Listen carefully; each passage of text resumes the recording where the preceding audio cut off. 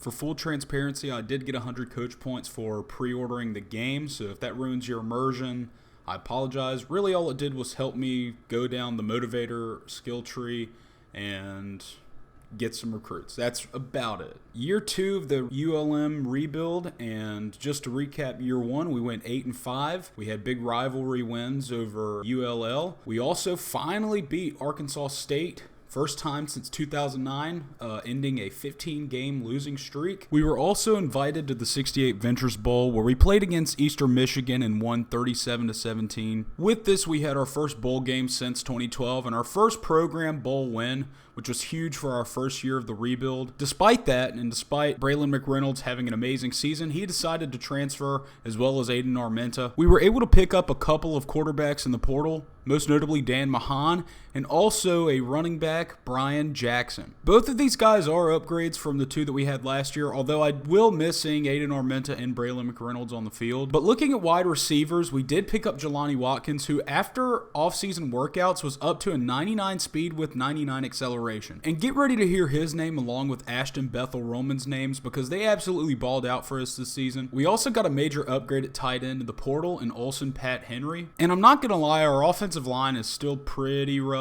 And overall, our defense definitely is not great, but we do have some guys out there that can develop if they stay with us. With all that being said, our team is improved since last year, so it's time to play our first game versus UAB. On our first drive, we just barely make this field goal in. And on our second drive, we use Jelani Watkins' speed to get us up to the goal line, and we punch it in with Ashton Bethel Roman. Brian Jackson has a pretty big run on what turns out to be a very efficient drive. And on the next play, we hit Jelani Watkins on a slant, and he's just so fast that he breaks away from everybody and gets in for the touchdown. Brian Jackson has another nice run, and we're able to get into the end zone with Caleb Gross on this crossing route. And everyone on our offense is just playing lights out against UAB, as Olsen Pat Henry gets a first down and more. This sets us up to hit Ashton Bethel Roman on a crossing route, and he's going to make a guy miss to get into the end zone. And on this play, we do throw an interception, but after two nice plays by Brian Jackson, we end up simming the rest of the game, and we get our first win of the season, 34-14. In our second game of the season, we will play an SEC opponent in the Mississippi State Bulldogs. However, in starting this game, I wasn't too afraid, just because our overalls were pretty close to each other. However, I did not think the game would go the way that it did. On this particular drive, we were driving downfield, and I had to pause and check to make sure that it was on Heisman, because we were absolutely dicing up Mississippi State's defense, and our defense got to stop. Deshaun Ford runs in for a 1-yard touchdown, and our defense holds Mississippi State to a field goal, and here we hit Caleb Gross on a nice crossing route for a big gain. And it just kind of felt unreal that we were doing this to an SEC school, especially with the stadium pulse, but we just kept scoring, and our defense just kept getting stops. With a minute left to go in the half, we get into the end zone again on this corner route, and going into the third quarter, we are up 21-3. Dan Mahan finds Ashton Bethel Roman at the 5-yard line, but on the very next play, he throws an interception, which kills the drive. But again, our defense gets a stop and we make it into field goal range, bringing the lead to 21. And since we're up by 3 touchdowns in the fourth quarter, I decide to sim to the end of the game, and we end up scoring another touchdown. So not only did we get the upset win versus Mississippi State, we blew them out in their home stadium. A part of our custom schedule, I did set us up to play Louisiana Tech, which honestly may not be entirely unrealistic, since there's a lot of talk about Louisiana Tech possibly joining the Sun Belt, and the vote, I believe, is supposed to be this coming Monday. It would be interesting to see Louisiana Tech in the Sun Belt, but I do understand a lot of the other Sun Belt schools don't want 3 Louisiana schools in the conference. But I can say with certainty that Marshall fans on Twitter have been entirely unbearable. But back to the I-20 rivalry, the last time the Bulldogs and Warhawks have played each other was on November 11th of 2000, 25 years ago almost. And between the next time that they're scheduled to play them, that will have been 30 years between meetings.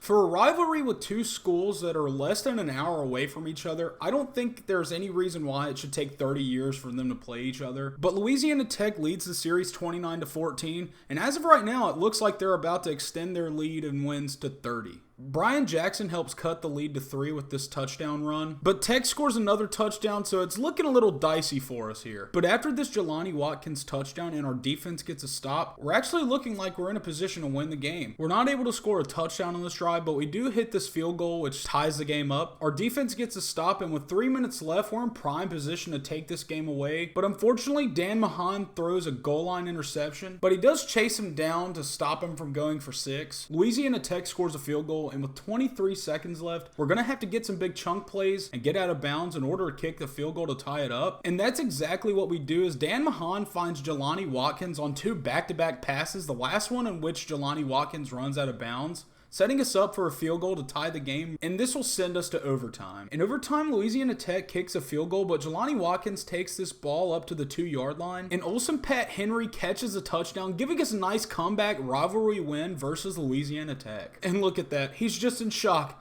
and he doesn't want to let go of the football. And if we want to tie up the series with Louisiana Tech, we're going to have to do that another 14 times. Our 4th game of the season is against Southern Miss, and at this point in the season, we're fighting for the top of the Sun Belt West. So players like Jelani Watkins know this, and he makes it known that he's not here to play as he breaks a tackle and he runs for a 70-yard touchdown on a slant. And if I've said that 99 speed and 99 acceleration are a cheat code before, I'm gonna say it again because it really is totally unfair to have him on our team. On this drive, Caleb Gross gets a nice chunk play, but we have to settle for a field goal, and Dan Mahan uses his sneaky athleticism, dual threat ability to get us into field goal range. And this next Southern Miss touchdown makes Dan Mahan very mad, so he scrambles in for a big gain, and immediately after he throws an interception. Dan Mahan is kind of on Jameis Winston time though, as right after he throws that interception, he throws an absolute dot to Jelani Watkins in the back corner of the end zone. But at that point in the game, there wasn't enough time left for us to come back, and we lose our first one of the season, 24-19 versus Southern Miss. Luckily, we did impress this 2-star offensive guard, Storm Hand, and the only reason we really want him is because of his name. But talking more about our recruiting class is going to have to wait because we're in the middle of a rivalry game. And if we win this one, it'll be our first time beating ULL in back-to-back seasons since 2006 and 2007. And Jelani Watkins should have got in for a touchdown there, but I think I accidentally pressed X, so he fell down on it. But luckily, Brian Jackson does get in for the touchdown. And Olsen Pratt Henry gets a catch and has a big gain, and Brian Jackson again goes in for the touchdown. We missed this field goal, but we make the next one and we extend the lead to 11. ULL does tie the game at 17, but Dan Mahan hits Jelani Watkins, all reliable, for a 40-yard touchdown pass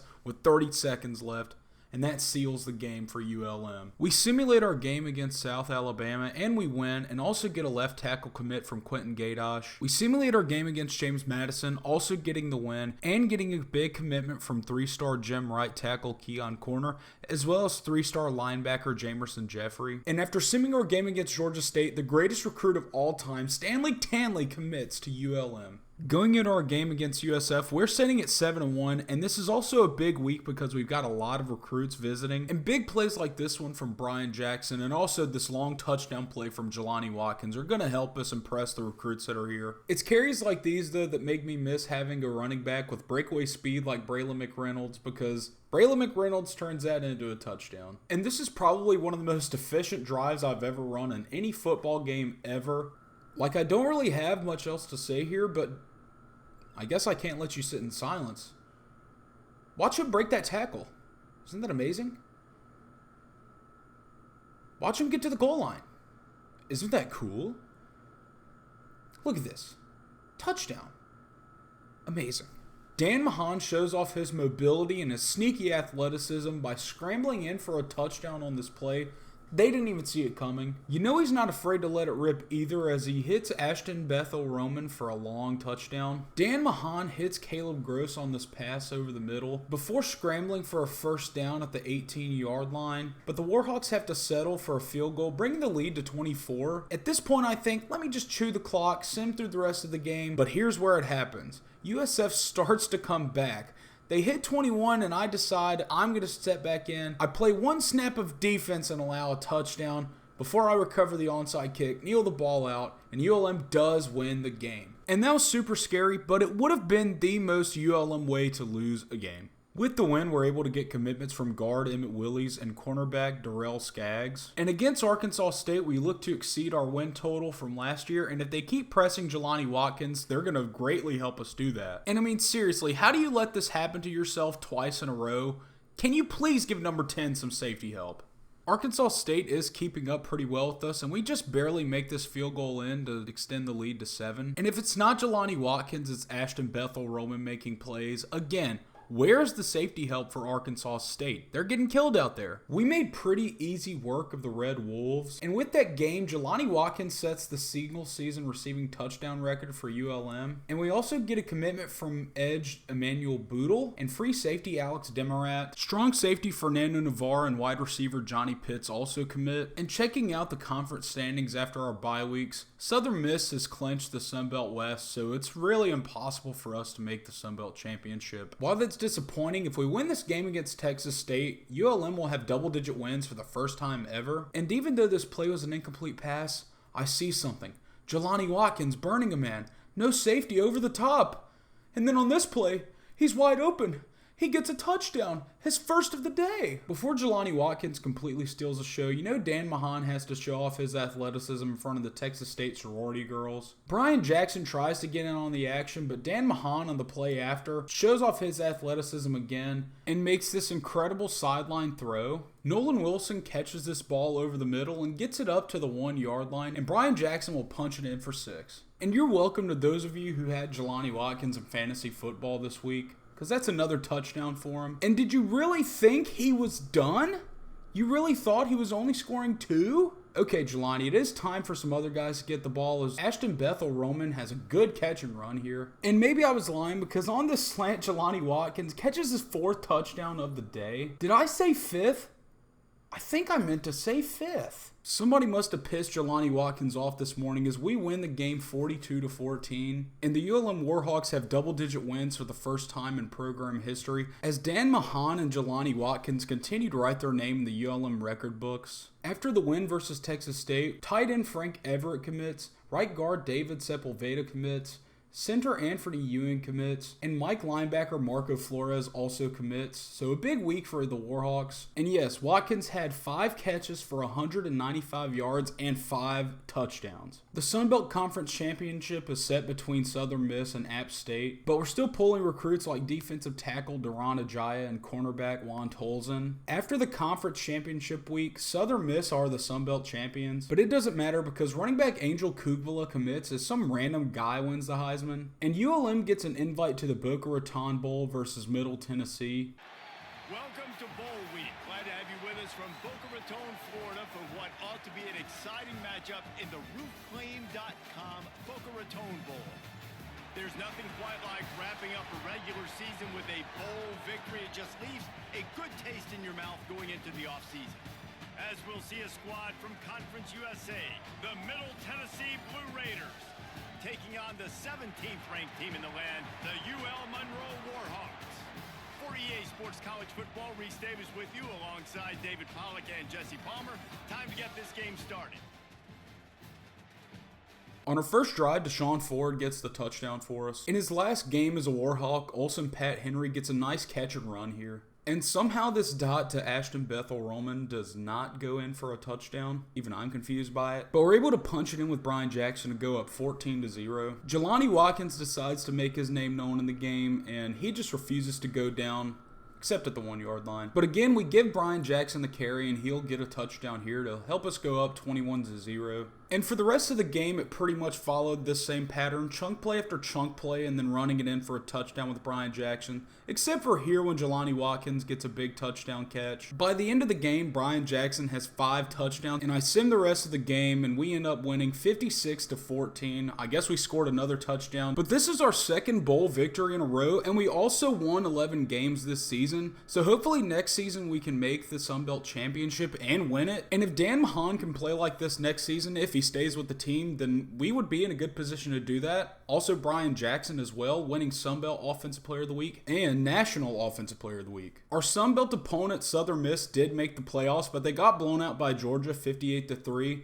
And Penn State ended up beating Georgia to win the national championship. And checking out the end of the season stats, quarterback Dan Mahan threw for 3,961 yards, 36 touchdowns, and 9 interceptions with 64% completion percentage. Jelani Watkins had 68 catches for 1,334 yards, also adding 19 touchdowns, breaking records at ULM, which is awesome. And our number 2 receiver was Ashton Bethel Roman, who had 831 yards and 7 touchdowns. And running back Brian Jackson, who did transfer to Oklahoma State, had 1,085 yards and 196 carries for 11 touchdowns for us, while also adding 39 catches and 342 yards receiving with another touchdown. And an unsung hero of the offense is Caleb Gross, who had 645 yards on 46 receptions for 5 touchdowns. He was just solid all season. This offseason, we luckily don't have as many of our starters wanting to transfer. I am disappointed we're not able to keep Bryson Kimbrough. I was hoping he could develop and be a good player for us later in the rebuild. Brian Jackson does want to transfer though, and we're not able to persuade him to stay. But we are lucky that we get to keep our core 3 wide receivers in Jelani Watkins, Ashton Bethel Roman, and Caleb Gross. Olsen, Pat Henry, and Nolan Wilson are both graduating, which is kind of unfortunate because they were both pretty good players for us. Most of these players want to transfer for things that we really can't control. We try our best to get some of these freshmen especially to stay, but they just aren't buying what we're selling. The only player we're able to convince to stay is strong safety Cameron Moats. But luckily by the end of the season, our recruiting class is looking pretty strong. We got a lot of guys in the transfer portal, most notably left tackle Tyree Adams, who's going to be absolutely great for us.